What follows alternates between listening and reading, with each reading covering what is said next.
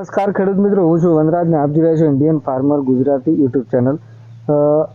ખાસ કરીને વાત કરીએ Indian farmer Gujarati YouTube channel એટલે ખેતીમાં કંઈક જેમને આગવી ઓળખથી કંઈક નવીનતમ ખેતી કરી છે અને સાથે સાથે એમાં સક્સેસતા પણ મેળવી છે અને એમાંથી સારું ઉત્પાદન મેળવ્યું છે અને બીજાને મદદરૂપ થાય એવું કામ પણ કર્યું છે. એવા ખેડૂતોને મળવાનો પ્રયાસ કરી છે.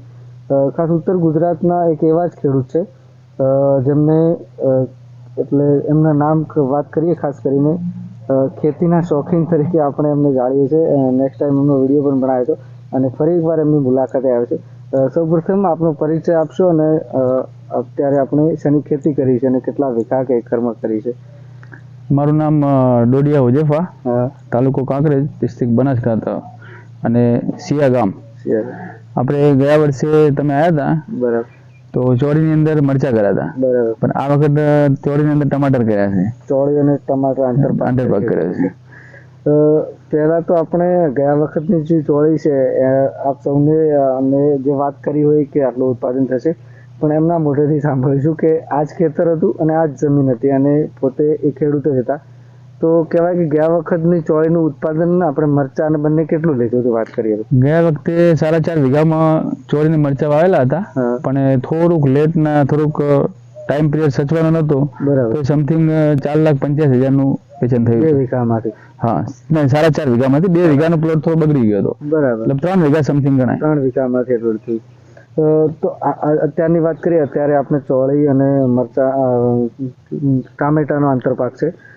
ખાસ શરૂઆતથી મલ્ચિંગ સાથે છે, એટલે બીજું ક્યાં રેગ્યુલર જે ખેતી છે, આમ તો આપ સૌ જાણતા હશો કે મલ્ચિંગ કેવી રીતે કરવું, પણ ઉત્તર ગુજરાતમાં મલ્ચિંગની નવાઈ કહેવાય, મલ્ચિંગ વિથ ગ્રો કરવાની.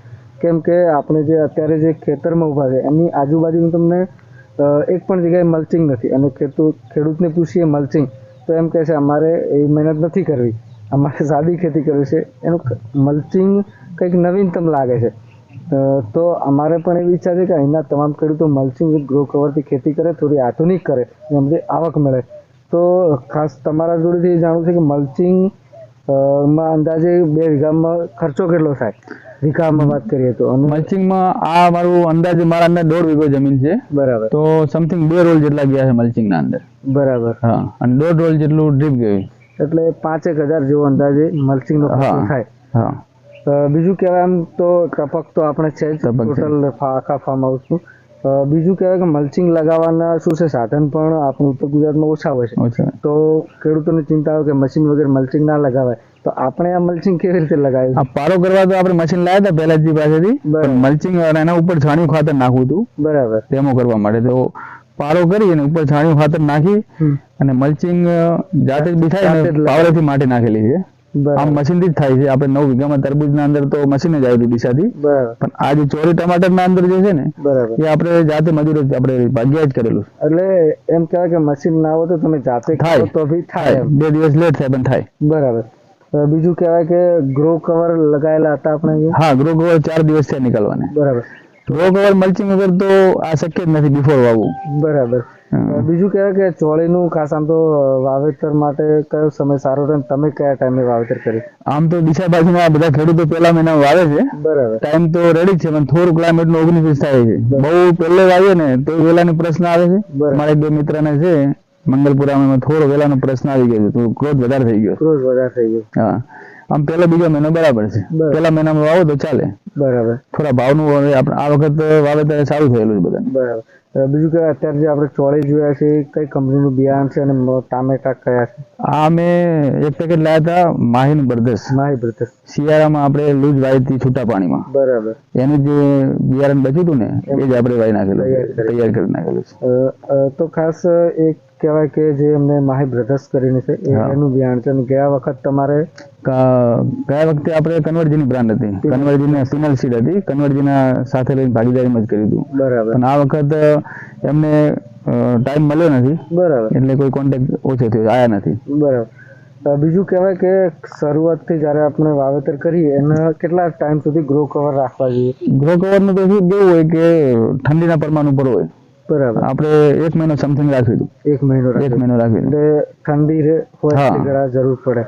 ગ્રો કવર મારે તો એનું જે શાઇનિંગ ને બધું જે જીવાત ને એનો ખર્ચો જે આવે ને પ્રશ્ન નથી આવતો, રોગ નથી આવતો કોઈ. ગ્રો કવર થી ફાયદો એ થાય કે રોગ ના આવે. રોગ નથી આવતો. અને જે થાર ને બહુ ઠંડી પડે ને, આ ચોળીનું આપણે ગણતરી મારીએ તો કે આ ઉનાળુ વેરાયટી છે, બરાબર, અને શિયાળામાં વાવી છે, એટલે ગ્રો કવર તો ફરજિયાત જ છે. જેમ પાણી વગર ના ચાલે એમ બિફોર વાવવું હોય તો ગ્રો કવર જોઈએ જ. ઓક્સિજન લેવું હોય તો જોઈએ.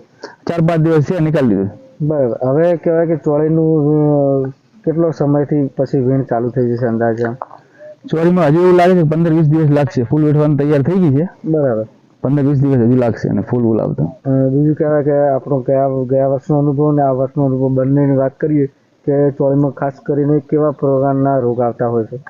ચોળીની અંદર તો લીફ માઇનરનો પ્રશ્ન થોડો વધારે હોય છે અને ઈયરનો પ્રશ્ન વધારે હોય છે. આપણે બે ઋતુ કે ને, આપણે ઠંડી ને ગરમી, એટલે માઇનર ઈયરનો પ્રશ્ન હોય છે, એટલે એ સ્પ્રે કરવો જરૂરી હોય છે. એ કઈ પ્રકારની દવા યુઝ કરવી જેથી કોઈને? એ આપણે 156 જે આવે ને 50 રૂપિયાની જે પાઉચ આવે છે ને, એ જ આપણે નાખીએ છીએ. બરાબર. બીજું 303 લીફ માઇનર માટે આપણે નાખીએ ને, બાયો 303 એ નાખીએ છીએ. બરાબર. 1-2 વખત એ નાખવી પડે છે, બાકી કોઈ બીજો પ્રશ્ન એવો આવતો નથી. બરાબર. અને એવું યોગ્ય લાગે તો ટાઈમ તો ડ્રીપ ઇરિગેશન થી આપવાના? હા, ટાઈમ. પાણી થોડુંક ઓછું જોવે છે, નહીં તો પીળાશ પડવાનો પ્રશ્ન રહેશે. બરાબર. ખાસ તો કાળજી એટલી રાખવાની કે આ લીફ માઇનર છે, પાણી ટાઈમસર આપવું, કઈ વધારે નથી. અને શરૂઆતમાં જો તમે ઓક્સિજનમાં વાવેતર કરો છો તો ગ્રો કવર જોઈએ. હા, ગ્રો કવર જોઈએ. ઓક્સિજન વગર ગ્રો કવરની જરૂર નથી. અમારા એરિયામાં ગ્રો કવર કમ્પલસરી એના માટે છે કે આજુબાજુમાં બધા ઝાડ પાન છે. બરાબર. જો ગ્રો કવર ના મારીએ ને તો સીડ વાઈન જેવા નીકળે ને એવા જ જાનવર ખાઈ જાય. ઓલા કાંગા આવે ને એને ઉગવા ના દે, એને ખબર જ હોય. ગ્રો કવર માર્યું હતું ને તો આની અંદર કાંગા દોડતા હતા. મારી તો બધું ખુલ્લું રહી ગયું હતું. હા, એટલે વધારે ત્રાસ રહેશે. ડીસા જે એરિયા છે ને, આખું ફેન્સિંગ છે ને, ત્યાં થોડું ચાલે, બાકી અહીંયા ઠંડી કરતો વધારે છે જાનવરનો પ્રશ્ન, એટલે ગ્રો કવર જોઈએ. ગ્રો કવર જોઈએ. બીજું કહેવાય કે અંદાજે આપણે આ વર્ષની વાત કરીએ તો ચોળી અને ટામેટામાં અંદાજે આપણા અનુભવથી ઉત્પાદન કેટલું થશે અંદાજે વાત કરીએ? આ વખત તો વેરાયટી આખી અલગ છે અને ટામેટા ઉનાળુ આપણે કોઈ વખત વાયા નથી. બરાબર. વિરાંગ વેરાયટી છે, આપણે ઉદાજન ત્યાંથી લાવ્યા હતા કાટકોડથી. બરાબર. એ વાય છે, પણ હવે આનું તમને અત્યારે કઈ કહી નહીં શકતા. નેક્સ્ટ તમે આવજો, વેલકમ. નહીં તો પછી હું તમને જણાવીશ કે કેટલું થયું. બરાબર. અંદાજે વાત કરીએ ખર્ચાની તો ટોટલ ખર્ચો અત્યાર સુધીનો અંદાજે કેટલો હશે? 25,000 રૂપિયા થયો છે. 25,000 થયો. તો ખાસ આપણે નિહાળી પ્રમાણે કે એમના તમામ અનુભવ છે એ એમને દિલથી શેર કર્યા છે, એટલે જ આપણે એમને એ નામથી સંબોધન કરીએ છીએ કે ઓજેબ ખાન એટલે ખેતીના શોખીન. એમને કંઈક નવી ખેતી કરવાનો શોખ છે અને કંઈક શીખવાનો ખેતી વિશે શોખ છે, પણ એમને કીધું કે તકલીફ છે, મજૂરો નથી મળતા. હા, એમને એકલા 4.5 વીઘા હતી ને, આ વખત 1.5 વીઘા જાય છે. માણસોએ ના પાડી હતી કે આપણાથી પોકી કરાય નહીં. બરાબર. એટલે પછી ટોટલ આપણો ફાર્મ હાઉસ અંદર અંદાજે કેટલા વીઘા છે? ટોટલ મારા આગળ 25 વીઘા જમીન છે. આપણે ઉભાઈ 10 વીઘા જમીન. બીજું આમ કહેવાય શું શું વાવેતર કરેલું? 9 વીઘામાં તરબૂચ વાવેલા, 7 વીઘામાં પેલા રાયડો વાવેલો છે. આપણે તો આપણે જોયું કે તમામ એમને એમના ખુદના અનુભવ શેર કર્યા છે અને આપણને જે માહિતી મળે આપ એનો અમલ કરી અને આપણા ખેતીમાં ઉપયોગ કરી શકો એવી માહિતી અમને આપી છે, તો એમનો ખૂબ ખૂબ આભાર માનીશું. અને ફરી મળીશું એમ નવા એક વિડીયો સાથે અને નવા ખેડૂત મિત્રો સાથે. જય હિન્દ, જય ભારત, જય જય ખેડૂત ગુજરાત.